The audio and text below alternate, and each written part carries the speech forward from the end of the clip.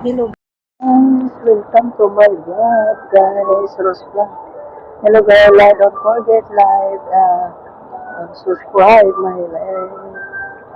Ito na nga guys, ito dito tayo sa sa may palaruan guys.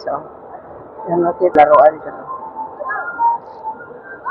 Ayan guys, yun ang palaruan dito guys, yung football. Ito naman ang dito guys, sa plaza namin dito sa Agia guys. So, ang gaganda guys. Mga bulaklak guys. Ang gaganda. Pinipakita ko sa inyo guys yung kumbaga tinatawag nila dito sa mga Arabo ay halika. Ito ang halika guys, halika.